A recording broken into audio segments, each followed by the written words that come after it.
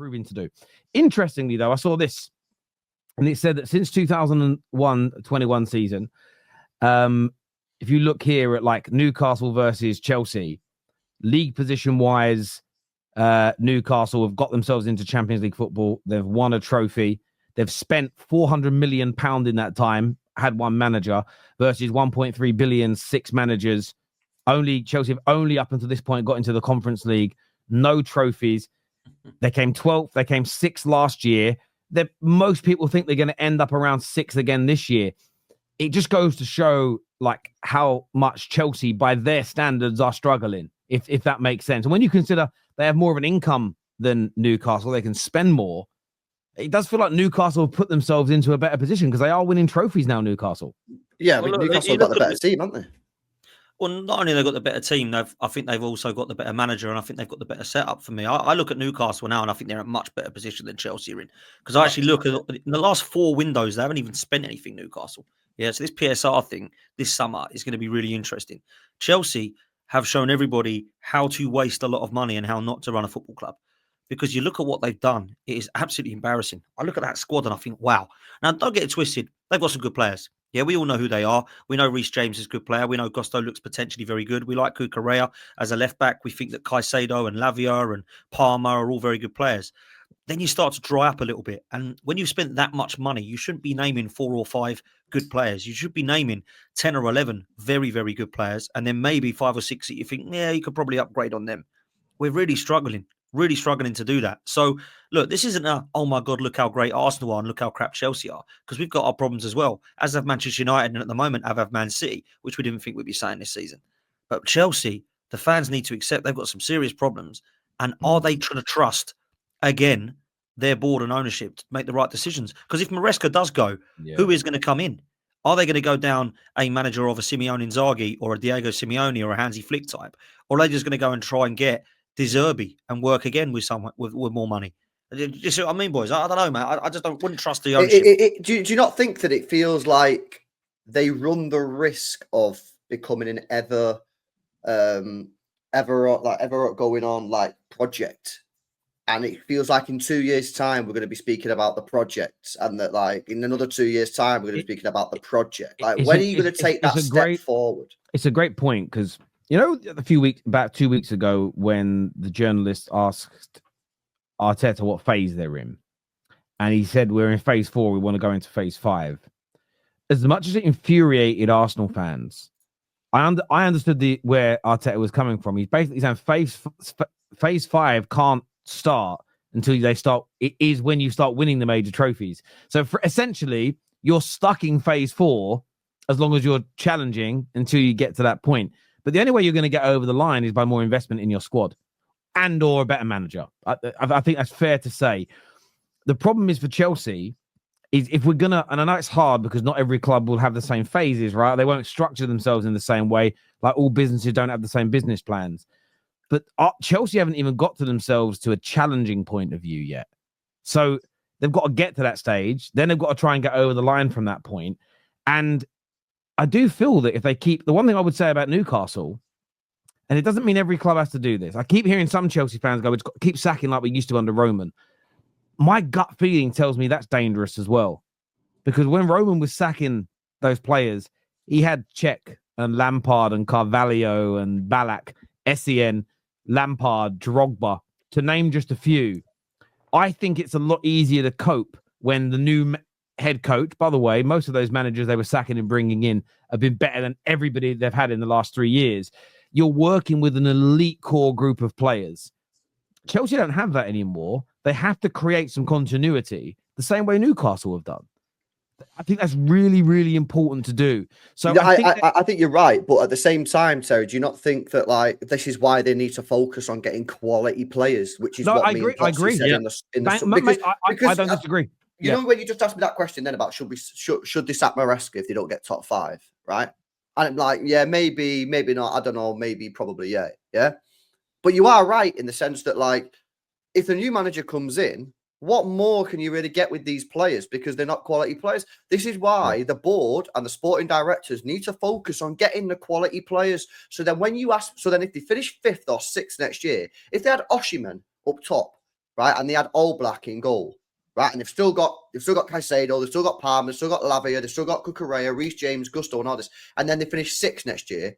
I think if you then ask me to say, should this guy be sacked? I think it becomes a lot easier then for people to say, you know what? Yeah, he's massively underachieved. The problem is they've spent, and this is the truth, they've spent 1.5 billion quid and they've spent it in a really, really bad way. They've wasted probably around 70% of that money on just not good enough players. No, this is why they should have got Osimhen in the summer, man. I do agree with you. I think there is a limit. I've said this about Big Ange and Tottenham. When I'm talking about them sacking him, it isn't because I think he's god awful. It's I think what he needs squad wise. Spurs are never going to deliver, so therefore it's a bad match. I think that if you went and got Antonio Conte or peak Jose, they wouldn't win the league with this Chelsea squad. They wouldn't. They simply wouldn't be able to do it. So based on that, it's not directly about sacking Maresca. It's about adding more quality into that team. And I think if with Chelsea, if they go out this summer and they sign, and I'm just going to throw names out there, they go and get Bruno Guimaraes, they go and get Victor Osimhen, they go and sign, they pick up Van Dijk for free from Chelsea, from Liverpool. Right? I'm just throwing these names out there to make a case in point. And they go and get Sells from Nottingham Forest.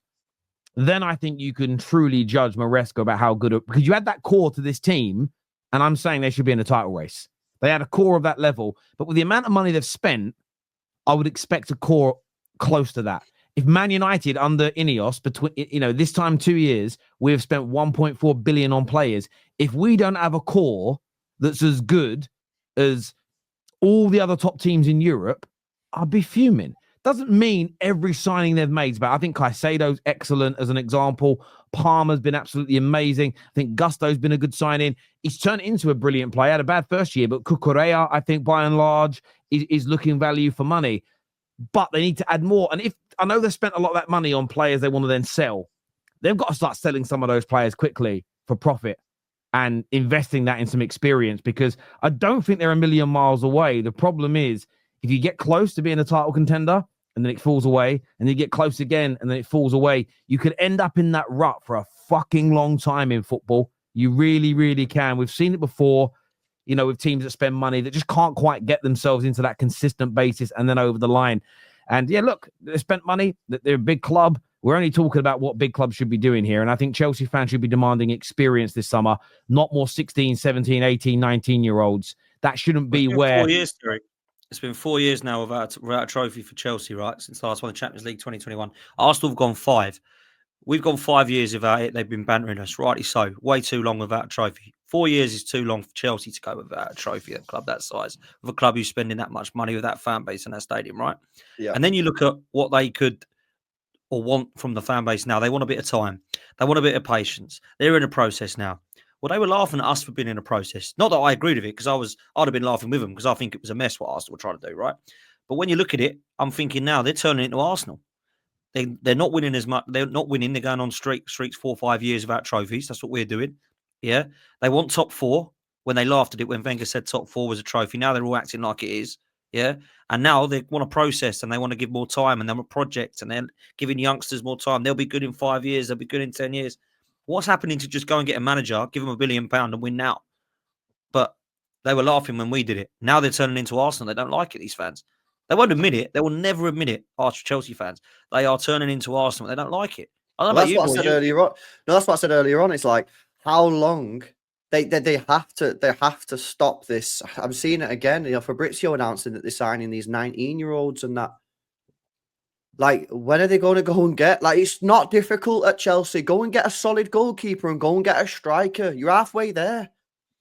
If they would have had a goalkeeper and a striker this season, they're challenging for the title. But they've got... Why am I seeing them being linked with these, like, 19-year-olds, 17-year-olds from Brazil and that? Like, just go and get a striker and go and get a goalkeeper, man. Yeah, Trevelli, halfway. How many points are they behind Liverpool now? Like, what is it, 20? 21 points. 21 points, yeah. Right, so if they would have had a proper goalkeeper and a proper striker, they probably have another 13, 14, 15 points. Yeah. So they're in a title race. Yeah, no, listen, I agree. I don't disagree. I don't disagree with that. And look, they've signed Kenda. Kenda is a real talent at Sporting Lisbon. I wanted Man United to go and get him. At the same time, I'm not saying it's bad that Chelsea have done that in isolation to all the Chelsea fans getting irate. But if you use that money on these youngsters and you don't go and sign 3 or 4 top-level experienced players, I don't think your current squad is going to have that big of a maturity boost in the summer. By the way, you're going to have no preseason, by and large, because you're going to be at the World Club Championships. I don't think they're going to have this big maturity jump where suddenly next year, because some of these players aren't good enough either. It isn't even about maturity. Some of these players are just not good enough to deliver you Premier Leagues. And I think you all know that in your heart of heart. You just don't want to. I think some Chelsea fans are struggling to admit it. The great thing is for your situation is that you got yourselves into a title race earlier on this season, or on the edge of one, depending on everyone's definition. You just need some more experience now. You can rectify that in the summer by buying. It's whether or not you think your club are going to do it. Comment here says, we'll come back to that one in a minute. Yeah, it's genuine criticism. Some people can't see the wood through the trees. I hope Maresca uses Timber's words as motivation next season. Yeah, man. Try harder. What as well I say about Maresca? Yeah, one thing that I don't like about him is how he's like, when they asked him or something in an interview, I've seen that they said, like, are you in a, like, what's the target, basically? And like, he come out and basically said the target's not to finish in the Champions League this year or something like that. And I'm like, what's wrong with all these clubs, man? Yeah, Edu did it for Arsenal a couple of years ago when they were top of the table, 7 points clear. They said, you're in a title race. He said, no, the target's to get top 4. I'm like, what's wrong with these clubs, man? Like, honestly, where's the chest gone? Why is he not getting out there saying, no, we got to get in this top 4, mate? Yeah, why did Edu 2 years ago for Arsenal not say, no, we're top of the table, 8.9 clear, whatever it was. We're going for the title. Maresca also said that this side won't be ready to win a title for the next 5 or 10 years. What the hell? No, he didn't. No, he didn't say that. Did he say that? He did. No, he did say that. Yeah. No, he did say that. I need to find the quote, man. No, he did. It was in that was a live commentary from Gary. Was it Gary Neville and Jamie Carragher? But it was also Peter Drury, I think. They said, I saw something the other day, an article saying it's going to take 5 or 10 years for Chelsea to win the league with this set of players. No. What is going on? Chat. Someone pull up the quote, man. We got a community note that. We got a community note that, man. There ain't no way that he said that. There ain't no way that he said 5 to 10 years to win the league when you spent 1.5 billion quid. I can't believe he said that. No. Let's Google this here. Maresca on Chelsea win the Premier League feels. Oh, hang on. So this is a recent one here. So let's read this here. So this says, Maresca feels Chelsea are on the right path despite failing to take that step forward against Arsenal. Blah blah blah blah blah blah blah blah blah. No, it's not saying. When did he say this, Potsy? Do you know when he said it? As well. Did he say it recently, a few weeks ago? A few weeks ago on one of the games that I was watching. It was a dusty game as well. He says here. This here says here. Here we go. This is what I said to the club the first time I met them. For the next 5 to 10 years, because of the age and because of the squad, we will be able to dominate English football, and I still feel exactly the same. 5 to 10 years. That's what he says. So is that him saying for the next 5 to 10 years from now they're going to dominate, or it's going to take 5 years to start dominating? Read that again for us. Depends how you read it, I suppose, or how you interpret it. What he means. It depends on what he means by that. Yeah. Look, the strategy of Chelsea. Maybe he's not articulated it very well. It means I think we can dominate from now for the next 5 years. Well, that ain't happened. 5 to 10 years. Well, it ain't happening. No, but the thing maybe is, he's got to say that though, isn't he? Do you know what I mean? Chelsea fan David was on our show last night, and he just said this. He went, "Look, because the strategy is quite obvious to me, and it's buy loads of the young, highly talented players from around the world, nurture them for 3-4 years, develop them, have them mature with us, and then they, the collective, become the best team in the world." In theory, that makes sense. It's whether that works in practicality. It's never been done before. And I suppose there's a patient element there. I just don't feel like that's going to work. And I feel like I've had enough evidence. I think what you need to do is start adding the experience in with the players that were bought young, that have been here a year, 2 years, 3 years, that are showing good signs, and then start moving out the players that are not delivering. And I think if you get that balance right, you can expedite the process and start winning those major trophies again. This here